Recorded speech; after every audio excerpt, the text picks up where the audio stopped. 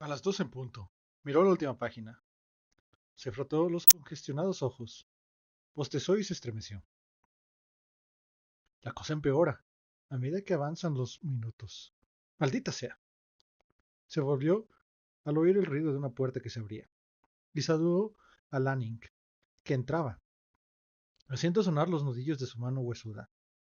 El director dirigió una mirada interrogativa al montón de papeles y frunció su velludo entrecejo. ¿Nueva orientación?, preguntó. No, respondió Bogart, con recelo. ¿Qué hay de malo en la antigua? Lanning no se tomó la molestia de contestar, y todo lo que hizo fue dirigir una simple mirada de desprecio a la hoja que estaba sobre la mesa de Bogart. Encendió un cigarrillo y, al resplandor del fósforo, dijo: ¿Le ha hablado Calvin del robot? Es un genio de las matemáticas, verdaderamente extraordinario. Eso he oído, dijo Bogart con aire de indiferencia. Pero Calvin haría mejor en atenderse a la, a la robopsicología. He examinado a Herbie en matemáticas y apenas puede resolver un cálculo. Calvin no lo considera así. Está loca. Yo no lo considero así, repitió el director, entornando los ojos. ¿Usted? La voz de Bogart se endureció. ¿De qué está hablando? Esta mañana he sometido a Herbie a prueba y puede hacer cosas de las que nunca había oído hablar. ¿Lo dice en serio? Parece usted muy escéptico. Lanning sacó una hoja de papel de su bolsillo y la desdobló. Esta no es mi letra, ¿verdad? Bogart examinó la escritura grande y angulosa que cubría la hoja. ¿Ha hecho Herbie esto?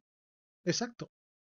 Y observará que ha estado trabajando en su integración de tiempo de la ecuación 22.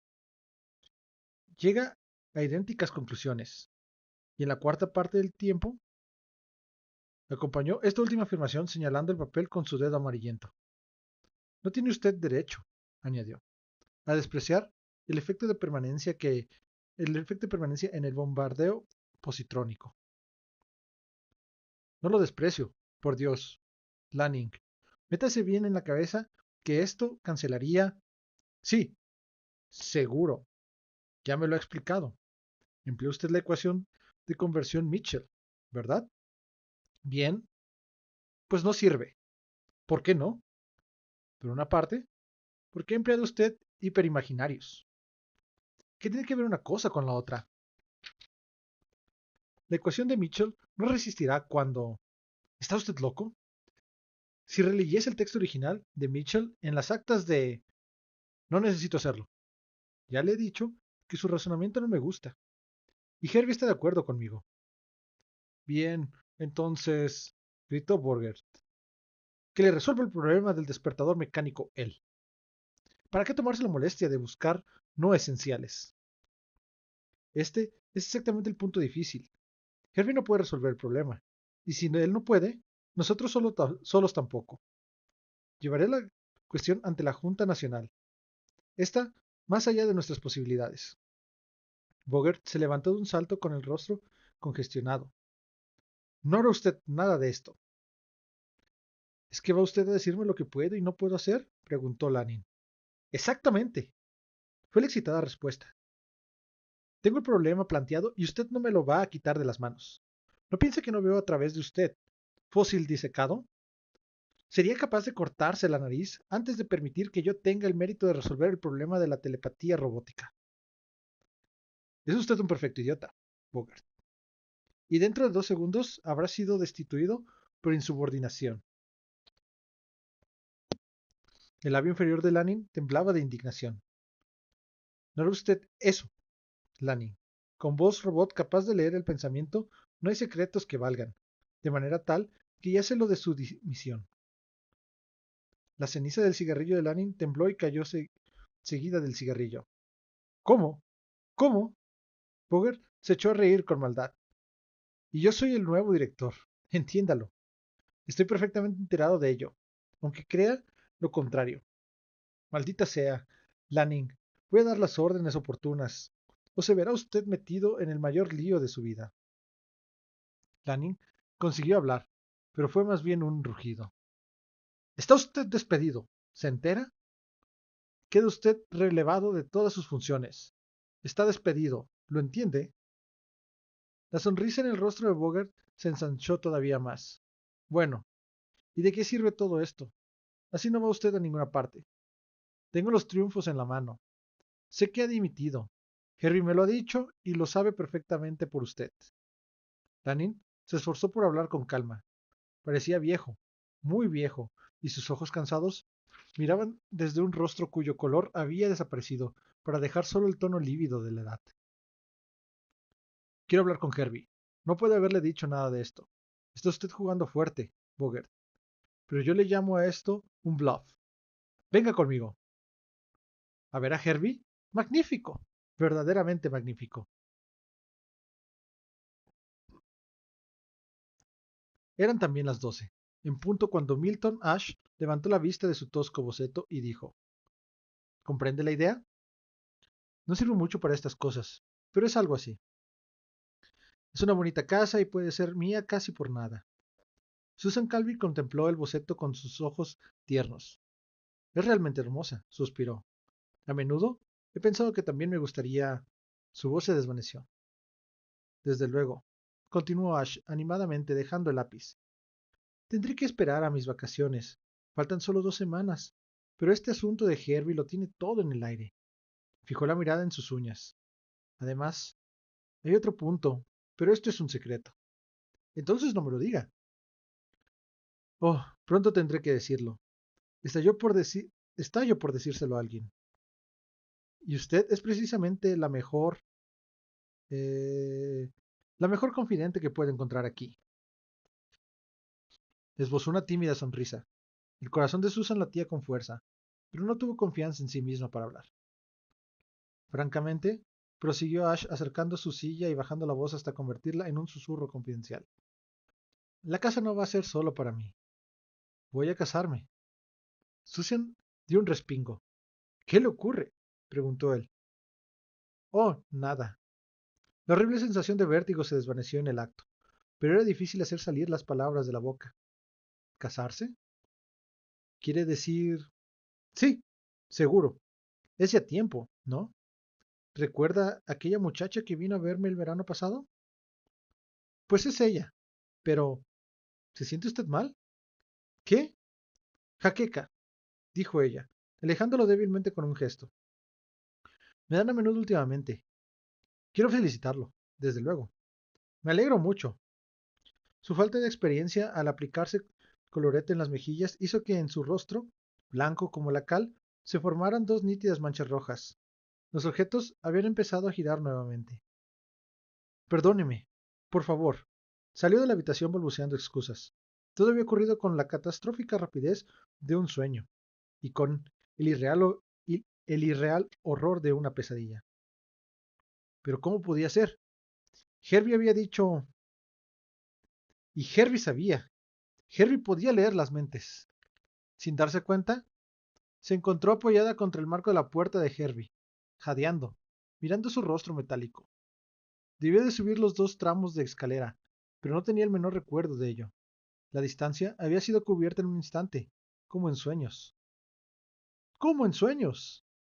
Y los imperturbables ojos de Herbie se posaron en los suyos, y el tenue rojo pareció convertirse en 2 relucientes globos de pesadilla. Hablaba, y Susan sintió el frío cristal de un vaso apoyarse en sus labios.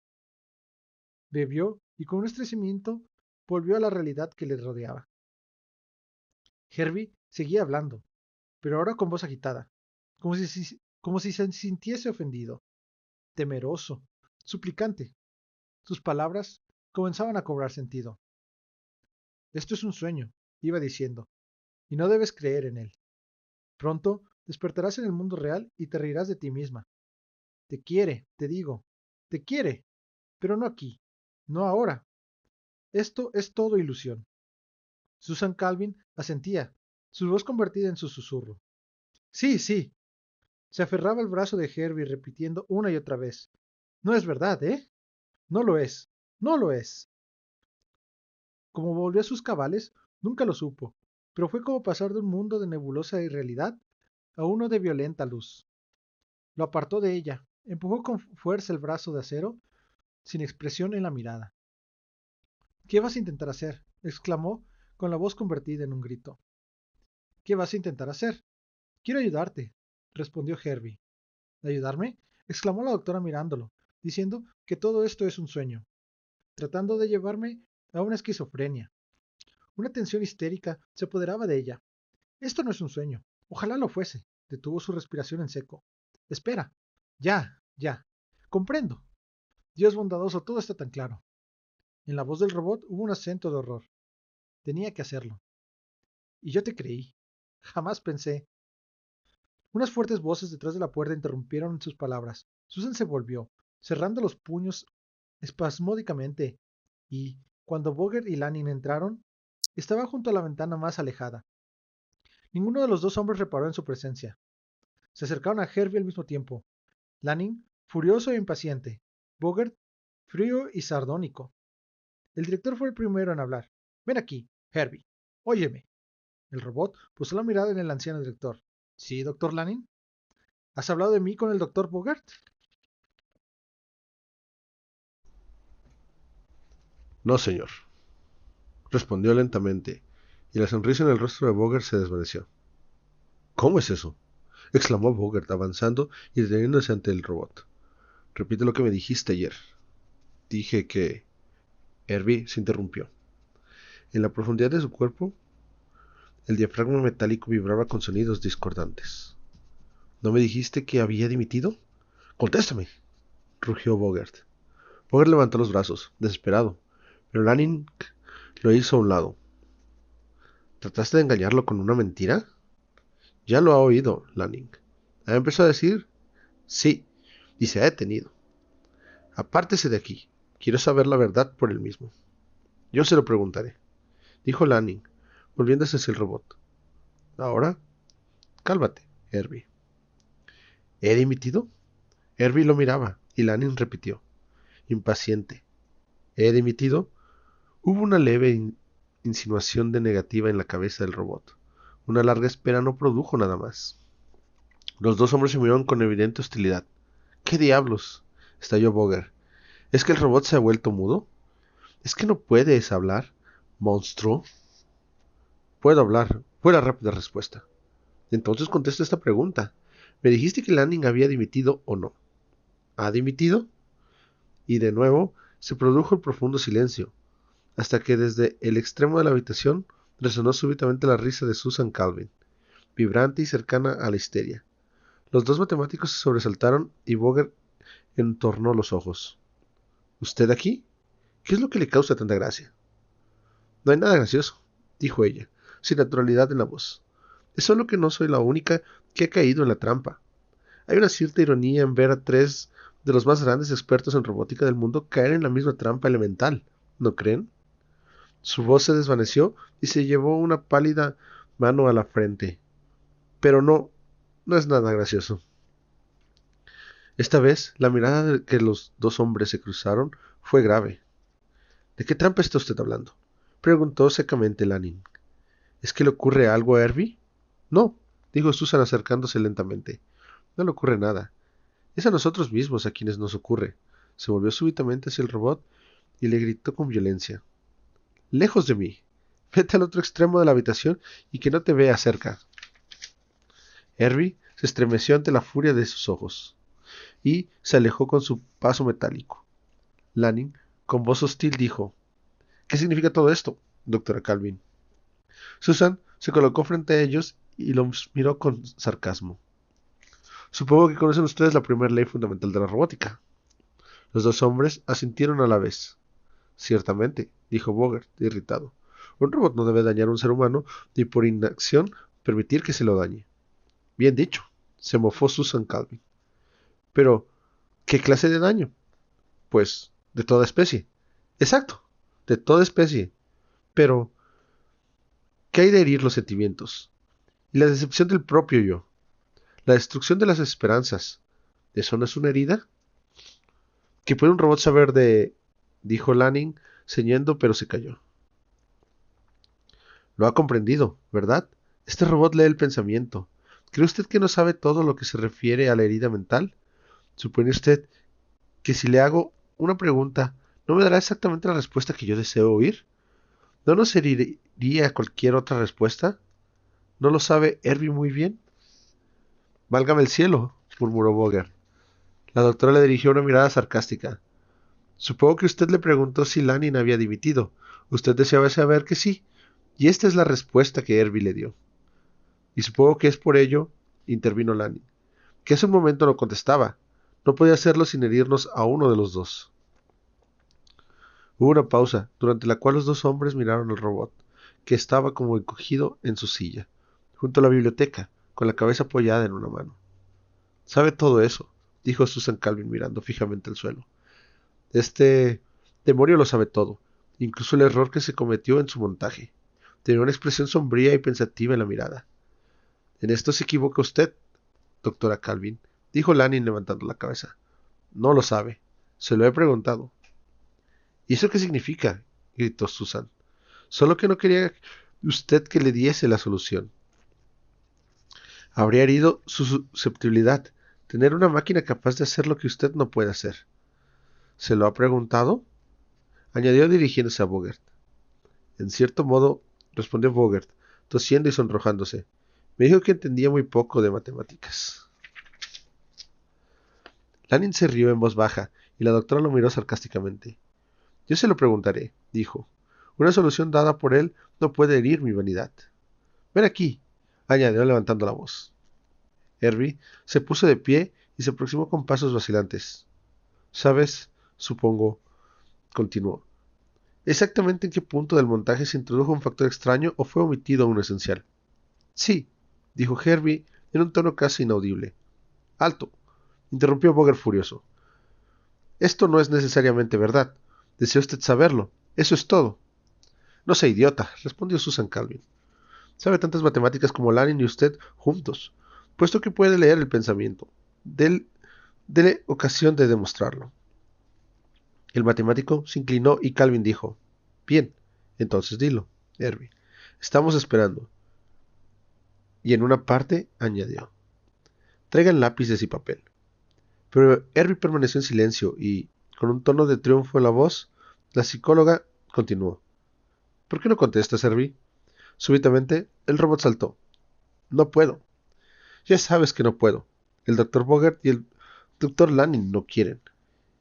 Quieren la solución, pero no de mí. Lanning intervino con voz lenta y dijo, no seas loco, Herbie. Queremos que nos lo digas.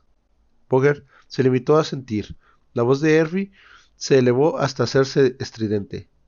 ¿De qué sirve decirlo? ¿Creéis acaso que no puedo leer más hondo que la piel superficial de vuestro cerebro? En el fondo, no queréis.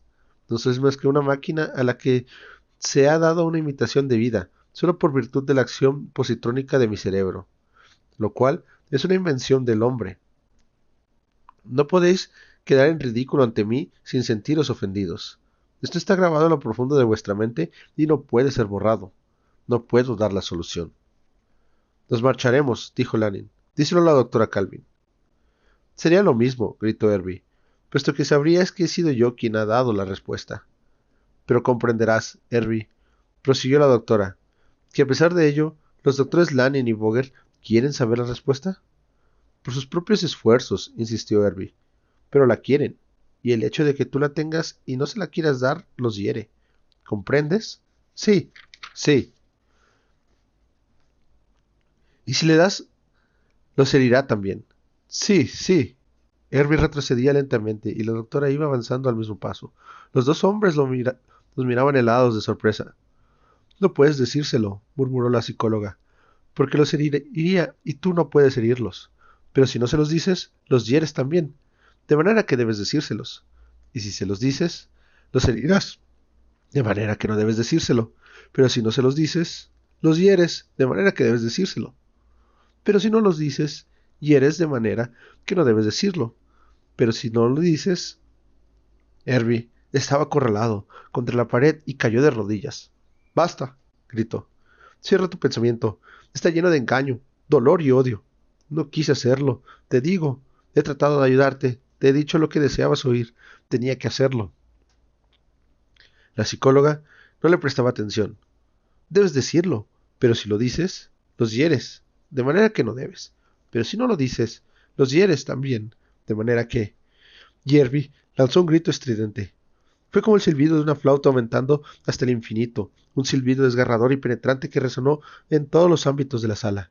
Cuando se desvaneció en la nada, Herbie se había desplomado, reducido un montón informe de metal inerte. —¡Ha muerto! —dijo Bogert lívido. —No —exclamó Susan Calvin, estremeciéndose y lanzando salvajes carcajadas—. No ha muerto, se ha vuelto loco. Lo he enfrentado con el insoluble dilema y ha sucumbido. Podéis cogerlo ya, porque no volverá a hablar nunca más. Lanning estaba de rodillas junto a lo que había sido Herbie. Sus dedos tocaron el frío rostro de metal ya sin reacción y se estremeció. —Lo ha hecho usted a propósito —dijo. Se levantó, enfrentándose con Susan, con el rostro convulsionado. —¿Y si lo hubiese hecho a propósito? ¿Qué? No pude evitarlo. Y con súbita amargura añadió: se lo merecía. El director cogió al paralizado Bogert por la muñeca. —¿Qué importa ya? Venga. Peter suspiró. Un robot pensante de este tipo no tiene ningún valor de todos modos. Sus ojos cansados reflejaban su edad. Repitió: —Venga, Peter. Una vez que los dos científicos se hubieron marchado, transcurrieron algunos minutos antes de que Susan Calvin recobrase su equilibrio mental. Lentamente, su mirada se posó en el muerto vivo Herbie, y la dureza reapareció en su rostro. Durante largo rato, permaneció contemplándolo, mientras el triunfo se borraba de su rostro, y el desengaño reaparecía. De todos sus turbulentos pensamientos, solo una palabra, infinitamente amarga, salió de sus labios: embustero. Aquello fue el final de momento, naturalmente. ¿Sabía después de lo que me había contado? No conseguiría sacar nada más de ella. Permanecía sentada detrás de su mesa, el rostro lívido y frío, recordando. —Gracias, doctora Calvin —dije—, pero no me respondió. Transcurrieron 2 días antes de que consiguiese verla de nuevo.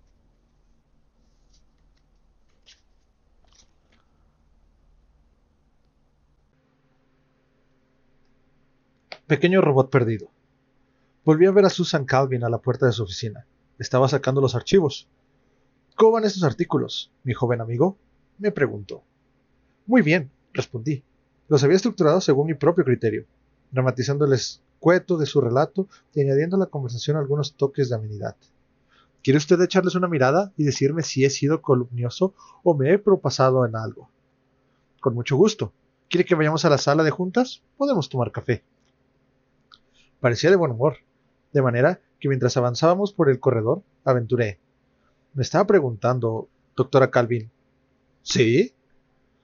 Si querría usted decirme algo más sobre la historia de los robots. Me parece que ya he conseguido saber todo lo que quería, mi joven amigo.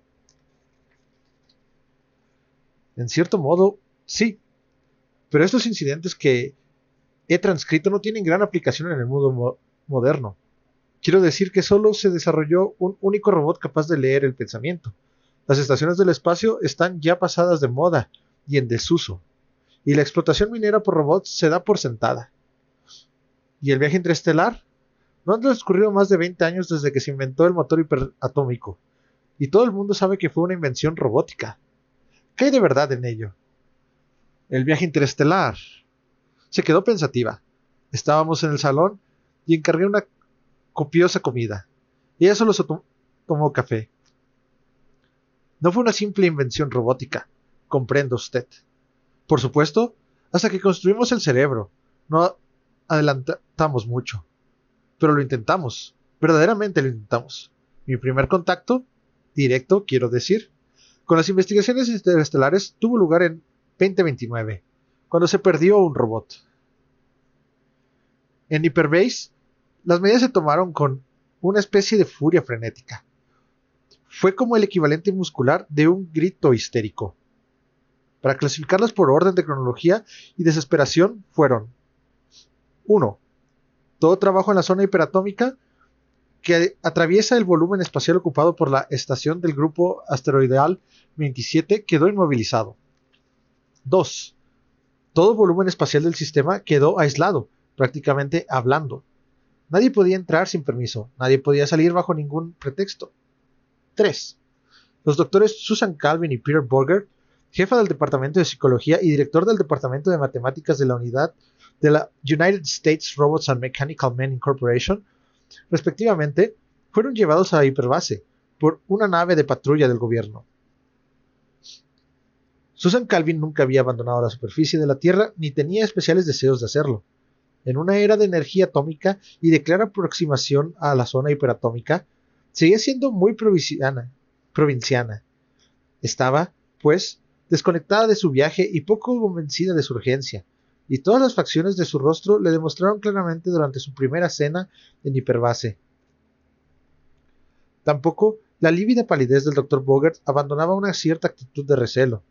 Ni el general Kallner, quien dirigía el proyecto, se olvidó una sola vez de mantener una expresión obsesionada. En una palabra, aquella comida fue un tétrico episodio, y la conversación que a continuación mantuvieron los tres empezó de una manera gris y melancólica. Kallner, con su reluciente calva y su uniforme, que desentonaba con el resto del ambiente, tomó la palabra con visible inquietud. Es realmente una historia singular la que tengo que contarles. Debo darles las gracias por su llegada al primer aviso, aun cuando en apariencia no hubiera un motivo justificado. Trataremos de corregir todo esto, ahora. Hemos perdido un robot. El trabajo se ha interrumpido y así seguirá hasta que demos con él. Hasta ahora, hemos fracasado y tenemos la sensación de que necesitamos la ayuda de expertos. ¿Acaso el general sintiese que su declaración resultaba decepcionante porque, con cierta desesperación, aclaró? No necesito decirles la importancia que tiene el trabajo que aquí realizamos. Más del 80% de las adjudicaciones de investigación científica de este año han recaído sobre nosotros. Sí, eso ya lo sabemos, dijo Boger amablemente. US Robots pertenece a cuantiosos ingresos anuales por el uso de nuestros robots. Susan Calvin introdujo una brusca y avinagrada nota. ¿A qué se debe que un solo robot sea tan importante para el proyecto? ¿Y por qué no ha sido localizado? El general volvió rápidamente su rostro congestionado hacia ella y se pasó la lengua por los labios. En cierto modo, lo hemos localizado, pero añadió angustiado. Me explicaré. En cuanto nos percatamos de la desaparición del robot, se declaró el estado de guerra y todo movimiento en Hyperbase cesó. El día anterior había aterrizado una nave mercante trayendo 2 robots destinados a nuestros laboratorios. Quedaban 62 robots del mismo tipo, para ser llevados a otros sitios. De esta cifra estamos seguros. No cabe la menor discusión posible. ¿Sí? ¿Y cuál es la relación? Una vez localizamos al robot desaparecido, y les aseguro que habríamos localizado una brinza de hierba si hubiese estado allí para ser localizada, nos dábamos los sesos contando los robots que quedaban en la nave. Había 63. Entonces, 63, supongo. ¿Es el hijo pródigo desaparecido? Dijo la doctora. Sí, pero no podemos saber cuál de los 63 es. Hubo un profundo silencio mientras el reloj eléctrico daba 9 campanadas, y la doctora, en robot psicología, dijo: Muy extraño. Las comisuras de sus labios se inclinaron hacia abajo y se volvió hacia su compañero con un gesto de contrariedad. Peter, ¿qué ocurre aquí? ¿Qué clase de robots utilizan en Hyperbase? El Dr. Boger vaciló y esbozó una débil sonrisa. Hasta ahora ha sido un tema delicado, Susan, dijo. Sí, hasta ahora, replicó ella rápidamente. Si hay 63 ejemplares del mismo tipo, uno de los cuales se busca y cuya identidad no puede ser determinada, ¿por qué no puede servir uno cualquiera de los otros? ¿Qué significa todo esto? ¿Para qué nos han llamado? Si me permite usted un momento, dijo Bogert con aire resignado. Hyperbase, Susan, emplea diversos robots cuyos cerebros no tienen impresa toda la primera ley de la robótica. ¿Que no tienen impresa? Preguntó Susan echándose hacia atrás. Comprendo. ¿Y cuántos fueron hechos? Pocos. Se trataba de un pedido del gobierno y no había manera de violar el secreto. No tenía que saberlo nadie más que los altos dirigentes. Usted no estaba incluida, Susan. No era nada con que yo tuviese que ver.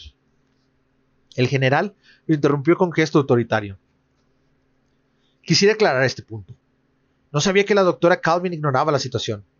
No tengo que decirle a usted, doctora Calvin, que en el planeta siempre ha habido una fuerte oposición a los robots. La única defensa que el gobierno ha tenido en este asunto contra los radicales fundamentalistas fue que los robots se construían siempre con una indestructible primera ley, lo cual les impedía hacer daño a un ser humano, fueran cuales fueran las circunstancias. Pero nosotros necesitábamos robots de una naturaleza distinta. Así pues, se prepararon algunos NS2, o sea, del tipo Nestor, con la primera ley modificada, para mantener el secreto. Los NS2 se fabrican sin número de serie. Los ejemplares modificados se entregan aquí junto con un grupo de robots normales, y desde luego, a todos nos está estrictamente prohibido revelar las modificaciones a personas no autorizadas. Ahora, todo se ha puesto en nuestra contra, añadió evidentemente incómodo. ¿Ha preguntado usted a cada uno de ellos quiénes son?, preguntó la doctora Señuda. Sin duda debes de estar autorizado a hacerlo. Los 63 se niegan a haber trabajado aquí y uno de ellos miente, asignó el general. ¿El que busque usted muestra alguna señal de desgaste? Los demás deben de salir de fábrica, supongo. El robot en cuestión llegó este mismo mes. Él y los dos que acaban de llegar tenían que ser los últimos que necesitábamos. No puede haber desgaste perceptible. Movió pausadamente la cabeza y en sus ojos apareció de nuevo la preocupación. Doctora Calvin, no nos atrevemos a dejar partir esta nave. Si la existencia de robots sin primera ley llega a ser divulgada. La conclusión de la frase no podía ofrecer duda alguna. Destruya los 63, dijo la doctora, y termine con esto. Esto significa destruir $30,000 por robot, dijo Bogert torciendo el gesto. Temo que a la US Robots no le gustaría. Es mejor que hagamos un primer esfuerzo, Susan, antes de destruir nada. En este caso, replicó ella secamente. Necesito hechos. ¿Qué ventaja obtiene exactamente Hyperbase con estos robots modificados? ¿Qué factor los hace necesarios, general? Garner frunció el entrecejo y se pasó la mano por la frente. Los robots anteriores nos han creado complicaciones. Nuestros hombres trabajan mucho con radiaciones intensas, ¿comprende? Es peligroso, desde luego, pero se toman precauciones razonables. No ha habido más que 2 accidentes desde que empezamos y ninguno ha sido fatal. Sin embargo, era importante explicar esto a un robot ordinario. La primera ley declara, se la citaré, ningún robot puede dañar a un ser humano o por inacción permitir que un ser humano sufra daño. Esto es elemental, doctora Calvin. Cuando era necesario que uno de nuestros hombres estuviese expuesto por un corto periodo de tiempo a un campo gamma moderado, que no tuviese efectos psicológicos, el robot más cercano se precipitaba a sacarlo de allí. Si el campo era excesivamente débil, él conseguía y el trabajo quedaba interrumpido, hasta que todos los robots eran retirados. Si el campo era ligeramente más fuerte, el robot no llegaba nunca al técnico afectado, ya que su cerebro positrónico sucumbía bajo las radiaciones gamma, y nos encontrábamos privados de un robot caro y difícilmente reemplazable. Tratamos de discutir con ellos. Su punto de vista era que un ser humano en un campo gamma exponía su vida, y que nada importaba que pudiese permanecer en él durante media hora sin peligro. Supongamos, decían, que se olvidaba y permanecía 1 hora, no podía correr riesgos. Le hicimos ver que solo había una remota posibilidad de que perdiera la vida, pero el instinto de conservación es solo la tercera ley de la robótica. La primera ley de seguridad viene primero. Les ordenamos estricta e imperativamente mantenerse fuera del campo gamma a toda costa, pero la obediencia es solo la segunda ley de la robótica, y la primera, la de la seguridad. Viene primero, doctora Calvin. O prescindíamos de los robots o hacíamos algo con la primera ley, y eso fue lo que elegimos.